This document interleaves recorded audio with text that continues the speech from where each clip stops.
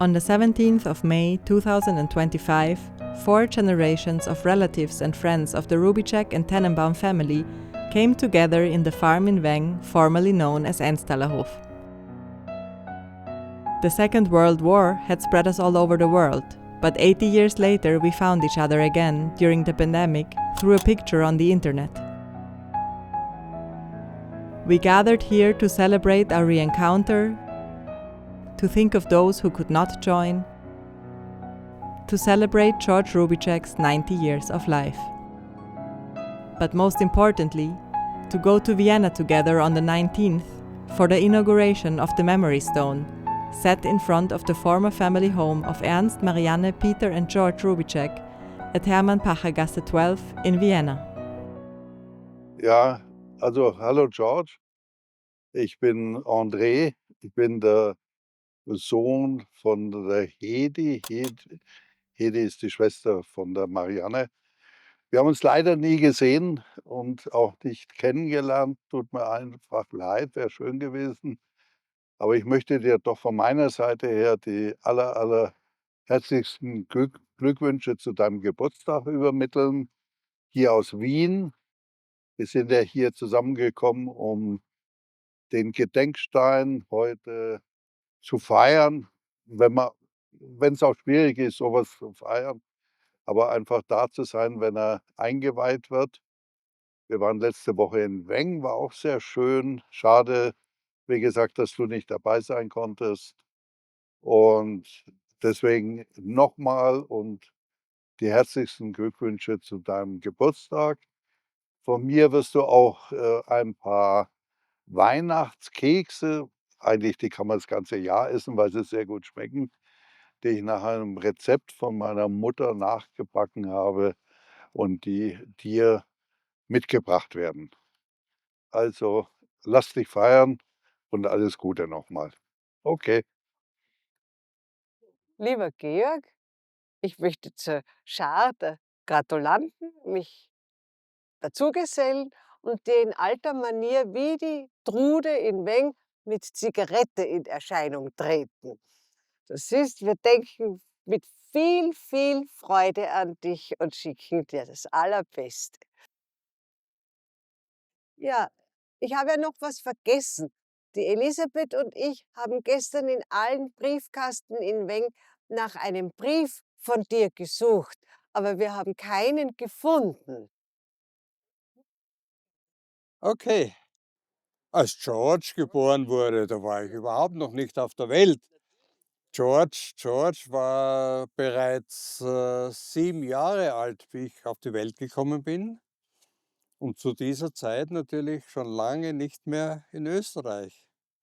Das heißt, 3 Jahre vor meiner Geburt musste er Hals über Kopf das Land verlassen. Und zwischen Weihnachten und Februar war die Zeit des Aufbruchs nach England und dann weiter nach Australien. Von dort weg haben wir natürlich von George lange nichts mehr gehört, bis er als junger Student in London plötzlich draufgekommen ist, dass es also im Enstal Verwandtschaft gab und er eines Tages dann am Enstaler Hof aufgetaucht ist. Äh, Ich war damals also ein junger Schüler und wir haben uns also sehr gut vertragen, den ganzen Sommer über am Hof mit Heuarbeit und anderen Unsinn uns zu beschäftigen. Bitte? Mist führen. Natürlich gehört dazu, dass die Kühe nicht nur Milch abliefern, sondern auch jede Menge Kuhdreck. Der wird gesammelt und wenn der Misthaufen groß genug ist, dann wird er von Menschenhand mehr oder weniger wieder überführt auf die Wiesen, um dort wieder eine gute Nahrung für die Gräser des Hofes abzuliefern. Ja, das waren meine Erinnerungen an George. Wenn Ich weiß noch, dass der George der Meister war, was das Mistführen betroffen hat und dass er ein Diplom gewonnen hat, dass er ein Diplom gekriegt hat, weil er der Meister Mistführer war in Wengen. Das ist natürlich nicht mein Verdienst, sondern das Verdienst meines Vaters Ja. gewesen, nicht? Der also zwar nicht sehr großzügig war mit Geldspenden oder sonst was, aber mit solchen Spenden eines Diploms, das ist ja in vielen Branchen so, also eine Ehrung, ein Diplom, eine Auszeichnung, die kostet nicht viel und entschädigt sozusagen für die Mühen des Alltages. Ja, ich wünsche dem George alles Gute. Lieber George, es ist ja schade, dass du nicht dabei bist, aber wir denken natürlich alle an dich. Und ich denke noch an den Abend, wo ich dich am Bahnhof abgeholt habe mit deinem Pferd und wir dann nach Hause sind und das letzte Stück hinter dem Schlitten oder Wagen her, weil da so viel Schnee war und das Pferd noch jung war und wir nicht wollten, dass es sich so sehr anstrengt. Und zweitens sind wir zusammen gerodelt und da war eine Kurve, da sollte man eigentlich stark bremsen vorher, aber das haben wir dann doch nicht gemacht und sind dann umgestürzt und haben die Rodel kaputt gemacht und ich meine nagelneue Skihose und du hast nur gesagt: „Du blöde Kuh.“ Und ja, und dann waren wir ja mal bei dir in London, das ist auch schon wieder eine Weile her. Und ich habe dich in guter Erinnerung und ich freue mich so, dass wir alle deine Nachkommen und kennenlernen durften und dass ich das noch miterleben darf. Und alles Gute zu deinem 90er. Vielleicht erreiche ich auch noch mal 'n 90er.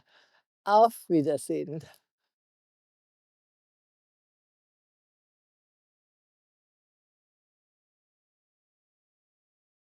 Hello, everybody. Thank you very much for being here with us. My name is Sasha, Sasha Rybacek, and the granddaughter of Mariana and Ernst. And this is my husband, Paul, and our daughter, Kat, is here with us today as well, with her partner, Peter. Oh, and Bruno and Iris, where are you? Just there too. So in a few days' time, it will be George's 90th birthday, something very special to celebrate. And we are aware, however, that our time with people of George's generation is now very precious. We've come here today to the site of the Rybacek family home to witness the inauguration of these Steine der Erinnerung, stones of remembrance. Mariana and Ernst created a comfortable and loving family home for their two lovely boys, Peter and George. Surrounded and supported by their extended family and friends. They did not leave here by choice, but were forced to do so by the Nazi regime, under whose anti-Semitic laws Ernst was imprisoned, and Mariana was compelled to sell this house, their home. We are laying these stones today so that their life here and their family's story will never be forgotten. We're very moved that so many members of our Austrian family have come together in solidarity and support for this significant memorial event. It's very heartwarming to see that there are descendants of the three Tenenbaum sisters, Mariana, Trude, and Heidi, here today. Astrid will now repeat the introduction in German. Thank you.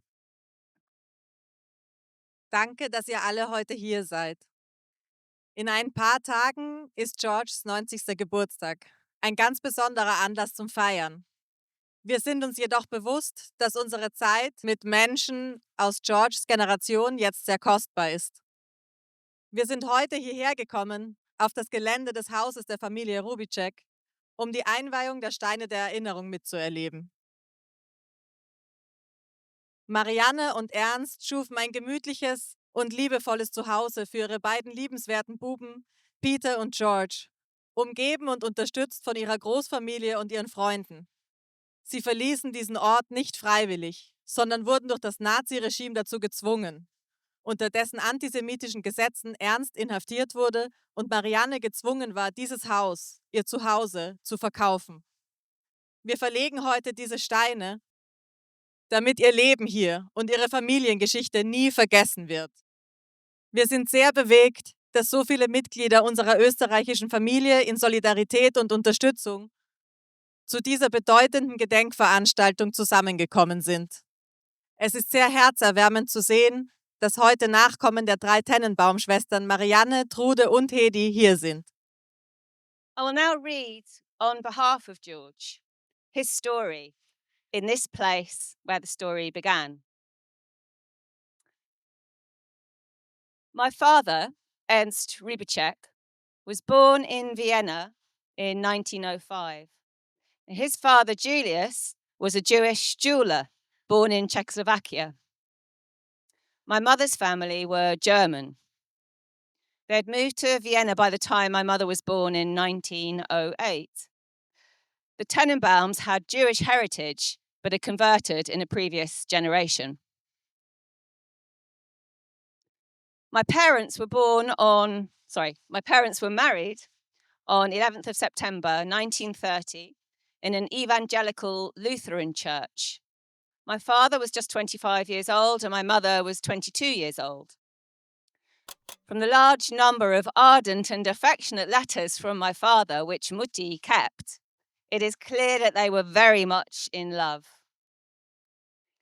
My father became a traveling jewellery salesman, first for his father and then for various other companies, later setting up a different business of his own. My mother had studied pediatric medicine at Vienna University, graduating in November 1934. My brother Peter was born in November 1931, and I was born in May 1935. So she was the mother of one small child with another on the way by the time she graduated, which was probably particularly unusual.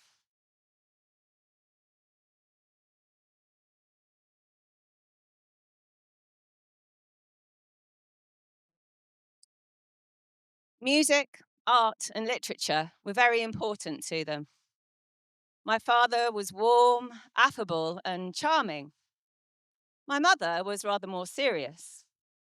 Some found her strength of character intimidating, but she was always affectionate and loving towards me. Around the time I was born, we moved into Hermann-Packergasse, Svelf. It was modern for its time, plain and four square, very typical of 1930s Bauhaus. My parents bought the house off plan, and so we were the first resident owners. Despite the Nazis being in government in Germany and the increasing anti-Semitism in Austria, they must have bought this family home with a sense of optimism and with plans for their children's future in Vienna. When the Anschluss came in 1938, many Austrians supported the union with Germany, and thousands of Viennese turned out to cheer the German army on its triumphal march through the city. My father was arrested by the Gestapo shortly after the Anschluss and within a few days of my 3rd birthday. He had been politically active as a left-wing socialist and was arrested and registered as a political Jew. But many of his camp documents simply stated Jude, Jew. He had committed no crime. He was first imprisoned in Dachau on 31st of May 1938, and then on 23rd of September transferred to Buchenwald. Conditions in Dachau and Buchenwald were brutal. The prisoners were starved, overworked, deprived of healthcare, and lost all human rights. My father never spoke of his 8 months imprisonment to me or to my brothers, but I overheard him in conversation with other adult refugees talk of the random violence, and in particular about one guard who went around perforating the eardrums of the prisoners. I also heard him screaming during nightmares until the day I left home, something I have never forgotten.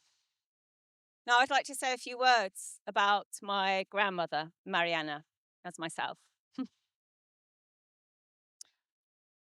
were serious attempts by the authorities to pressurize my grandmother into divorcing Ernst, with overt threats as to what would happen to Peter and my dad, and of course to her, if she didn't.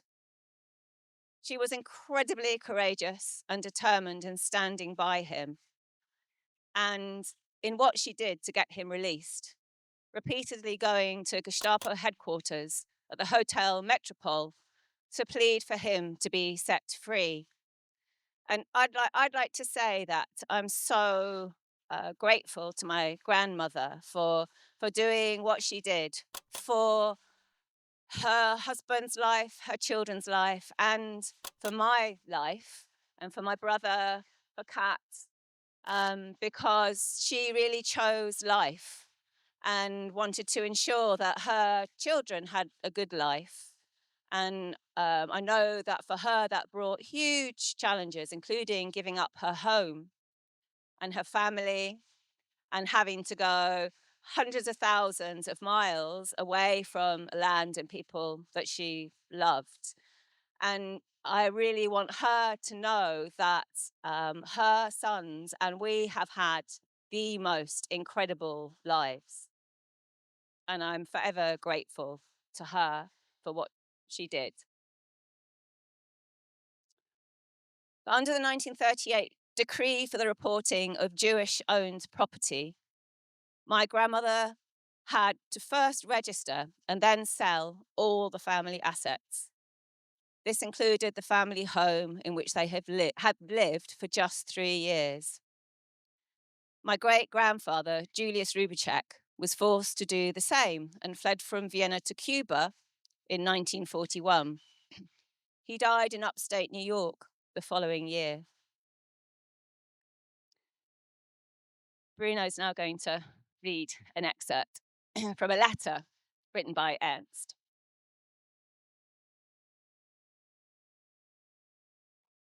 Hello, everybody. I'm Bruno Rubicek, the son of George Rubicek and the grandson of Ernst and Mariana. I'm here with my partner Iris. I'd like to read some extracts from a letter written by Ernst to Marianne from Buchenwald concentration camp on the 5th of December 1938. Prisoners there in Buchenwald were allowed to write twice a month, but I think we have to read between the lines to understand what he was really trying to communicate. My dearest, I am delighted to tell you that I am in very good health, and I hope that you all are too. In my thoughts, I am always with you, and I hope that you have not completely forgotten me. Tell the boys something about me from time to time, so that they can keep at least a vague memory of me. My dearest, keep staying strong, as you have been, as I am too. If the Christmas candles should burn without me this year, all of you should still stay cheerful.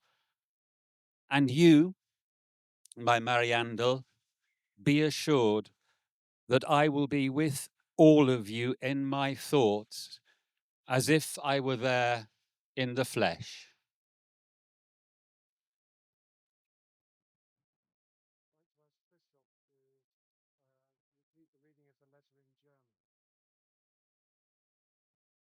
Thank you. Ein paar Worte vorher. Was waren das für Zeiten? Das war nicht der Beginn einer fürchterlichen Zeit, sondern wir waren eigentlich schon mittendrin. Mein Schwiegervater, den ich nicht kennenlernen konnte, hat in Wien studiert und war Mitglied der damals illegalen NSDAP. Und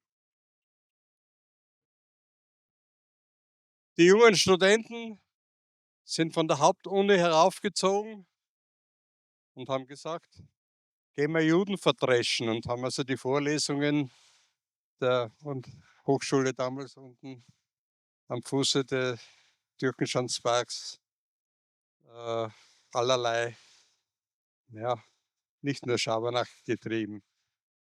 Das war die Zeit, in der euer Vater geboren wurde.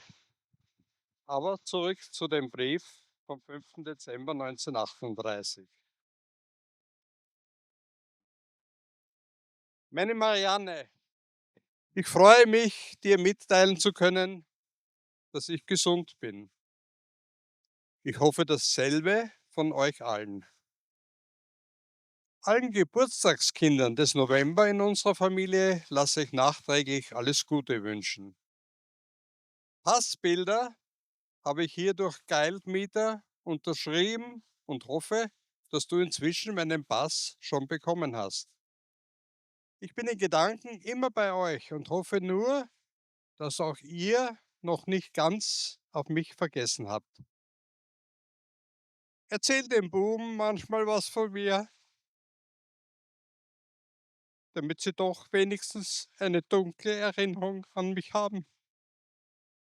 Du Liebste, sei weiter stark wie bisher. Ich bin es auch. Sollten eure Weihnachtslieder heuer ohne mich brennen, so seid trotzdem froh.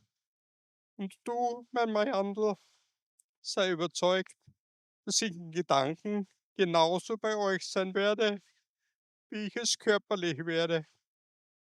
Grüß Eltern und Freunde, und du, nimm einen Kuss von deinem Ernst. Fine.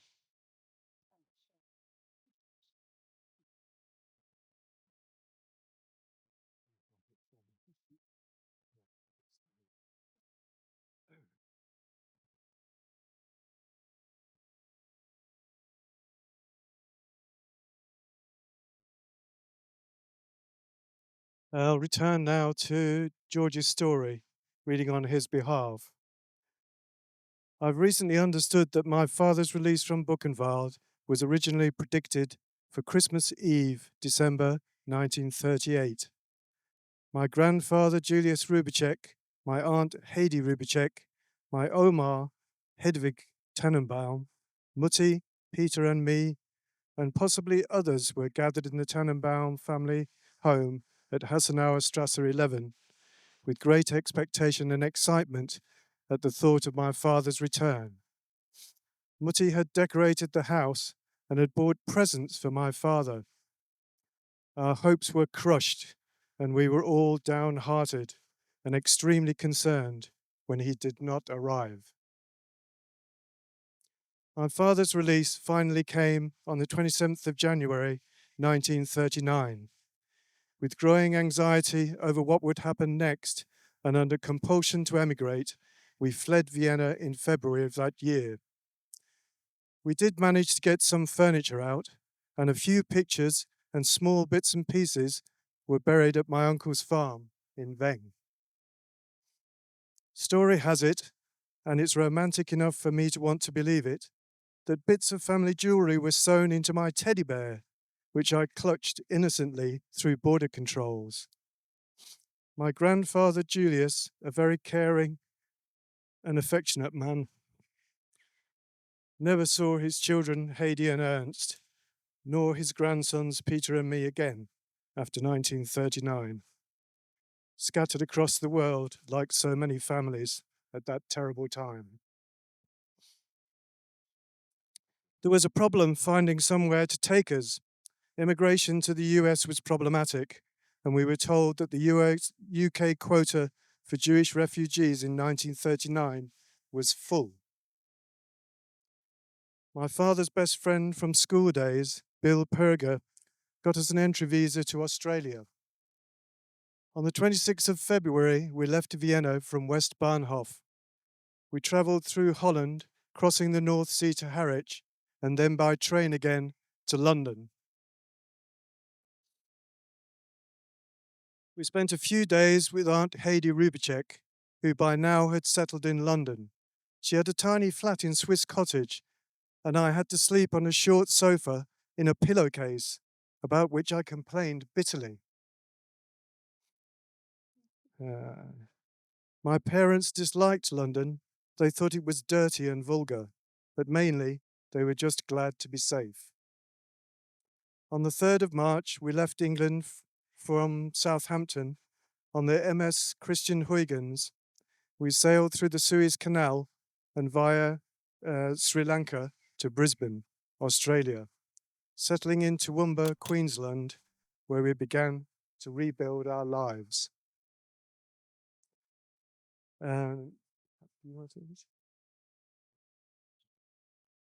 George's granddaughter.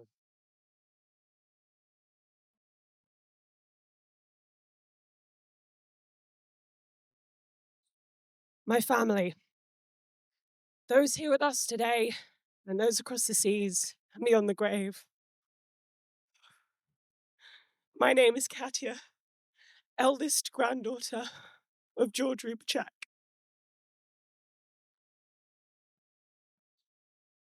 As those who have spoken before me have, I want to honor the importance of not only my grandfather's 90th birthday, but the strength and courage and tenacity of my great-grandparents and their trauma-turned-survival story. I also want to thank my father, who, although has no blood relation to Ernst, Marianne, Peter, and George, he has put his heart and soul into curating and championing events, books, and securing financial support for my grandfather to ensure that he is comfortable and that others might come to know the story of our family. To think that this story is now able to be shared because of a document that my grandfather wrote for me when I was little, as my mother and father have now read to you. He made sure that I knew the story of our family and gave me no details spared. Now we are able to know even more and share our story with others. To be a descendant of a wolf mother like Marianne, someone who had to uproot her entire life for the safety and security of her family and keep going in the face of what must have been utterly traumatic and to start again, is an honor I carry with pride. That is a feminine power that I will pass on to my own daughters and theirs that follow. And remembering our family's strength over our trauma is how we will heal the wounds of our past. On a more light-hearted note, I now also know where my love of wit comes from.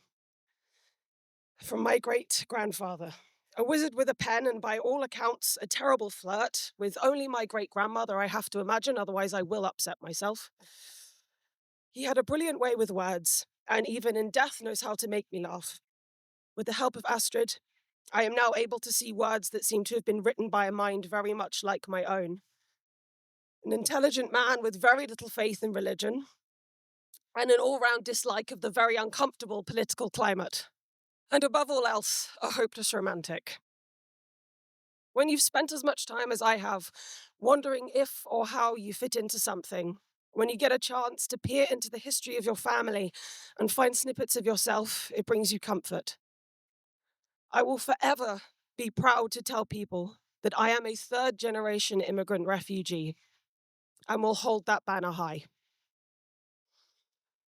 Und ich hatte vor, das alles noch einmal auf Deutsch zu sagen, aber so weit bin ich noch nicht. Ich lerne und ich bin entschlossen, es zu tun, bevor mein Großvater stirbt. Dankeschön.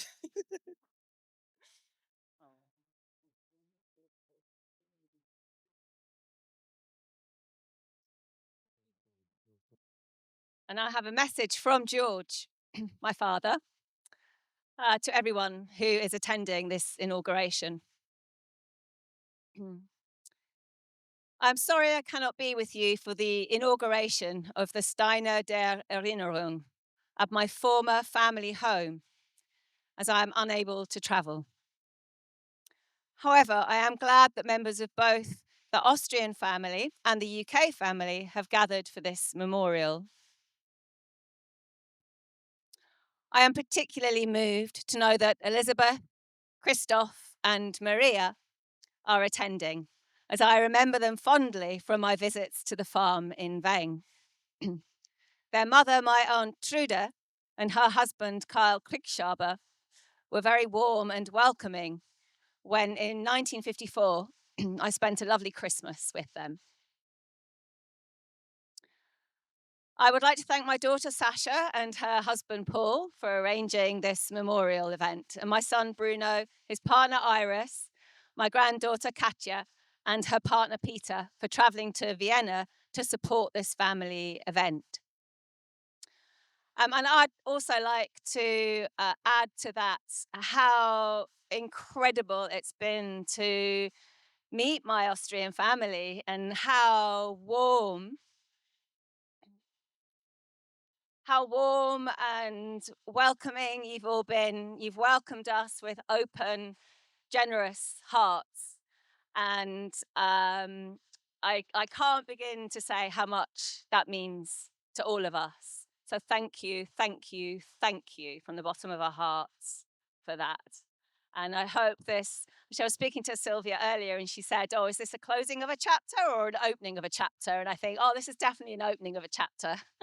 And I look forward to many, many, many, many times when we can laugh and cry or sing or whatever together in the future.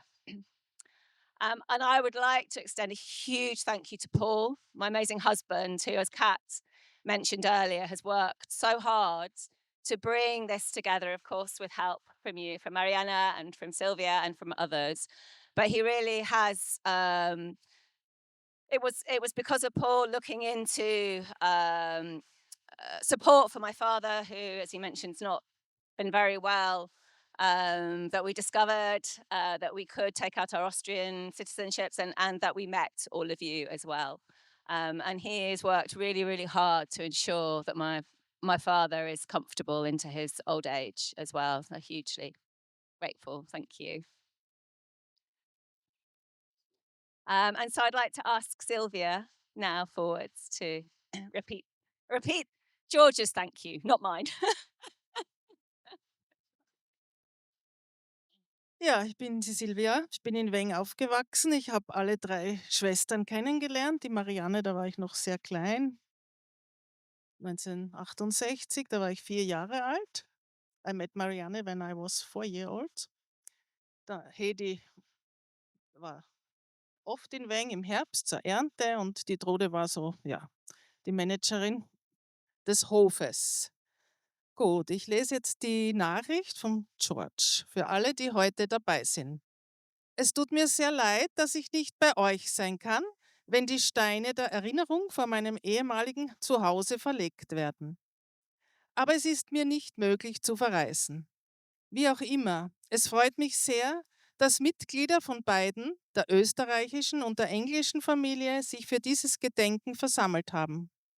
Ich bin insbesondere gerührt zu wissen, dass Elisabeth, Christoph und Maria heute dabei sind. Ich erinnere mich gerne an sie anlässlich meiner Besuche am Bauernhof in Weng. Ihre Mutter, meine Tante Trude und ihr Mann Karl Kriegsschaber waren sehr herzlich und gastfreundlich, als ich 1954 wunderschöne Weihnachten mit ihnen verbringen durfte. Ich möchte meiner Tochter Sascha und ihrem Mann Paul für die Organisation dieser Gedenkveranstaltung danken. Sowie meinem Sohn Bruno, seiner Partnerin Iris, meiner Enkelin Katja und ihrem Partner Peter, dass sie nach Wien gereist sind, um bei diesem Familientreffen mitzuwirken. Once again, thank you all for coming. We really appreciate the warmth and support we feel from our Austrian family and friends. And we look forward to sharing many future events and experiences with you.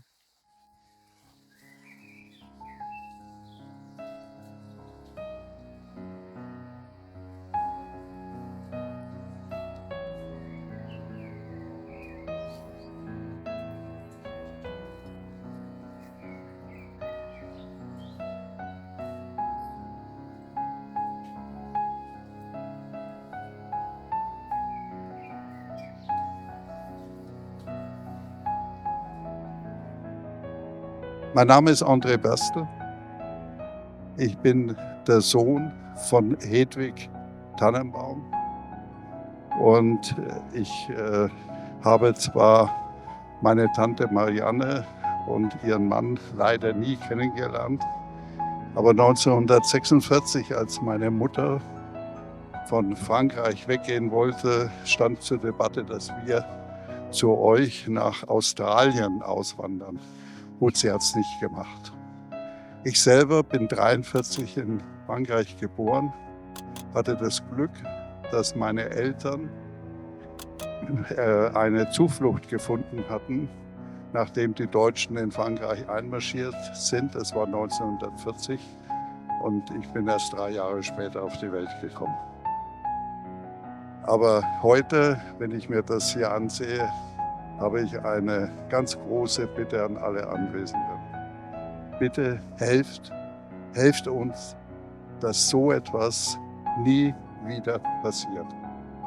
Helft uns, dass es nie mehr eine Diffamierung von Rassen, von Andersdenkenden, von Anderslebenden gibt. Bitte helft uns dazu. Das ist auch eine Botschaft, die wir hier haben. Danke.